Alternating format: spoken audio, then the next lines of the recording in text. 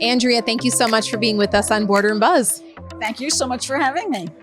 So looking back at your board career, what's one instance where the board's vision significantly impacted the company's trajectory?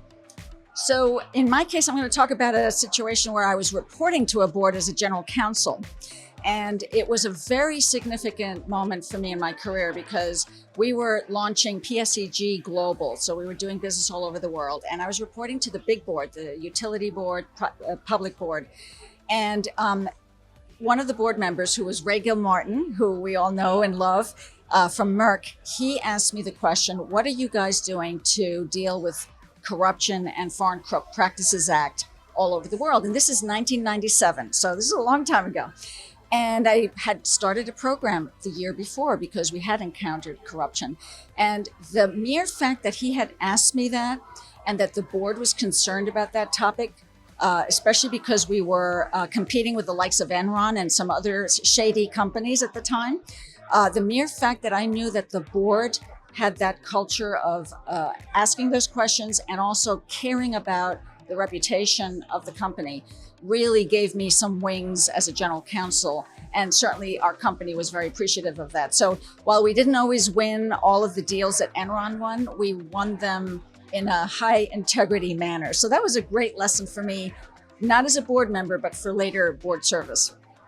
And today, what is your advice for directors that are trying to navigate all the geopolitics that are happening now and likely will be happening with the many elections that are happening later this year? Yeah, so this year is an amazing year. As everybody knows, there's more than 4 billion people in countries that are going to vote, some of them more Democratic than others. But I think the real lesson of this year, of the last couple of years and going into the future is that we're living in a very geopolitically turbulent time. We have democracy versus autocracy. We have internal polarization in a lot of countries. We have misinformation and disinformation.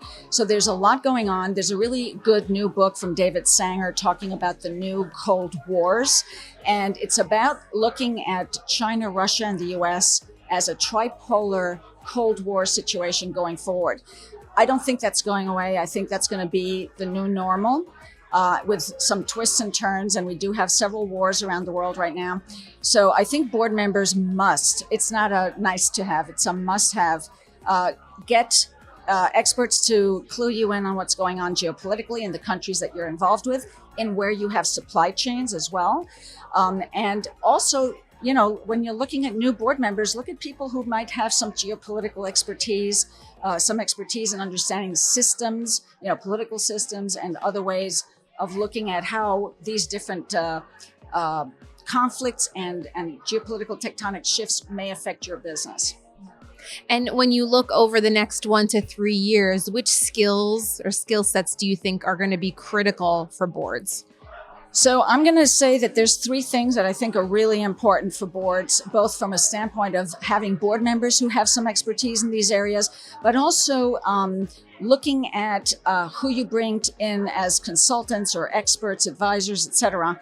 The very first one is just exponential technological change. To me, that is just going to continue. We have the big Gen AI hype right now, but it's going to start seeping into everything we do.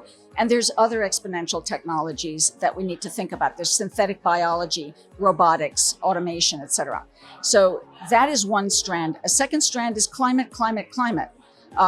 That is not going away. It's getting worse. And it has all kinds of socioeconomic consequences that boards and businesses really need to pay attention to and understand for their footprint. And then finally, it's the geopolitical piece again. You know, we cannot navigate properly and successfully in a world where we don't pay attention to both the internal politics and the international politics. And the one that worries me the most is internal polarization, you know, the woke versus anti-woke, using some of the important things that we do as business people as political footballs. This is going to be a very difficult thing to navigate, and I think board members really have to pay attention to how their CEO manages that and help their CEO and executive team navigate that successfully. Wow. Andrea, that was great. Thank you so much for being with us on Boardroom Buzz. Fabulous to be with you, Julia. Thank you.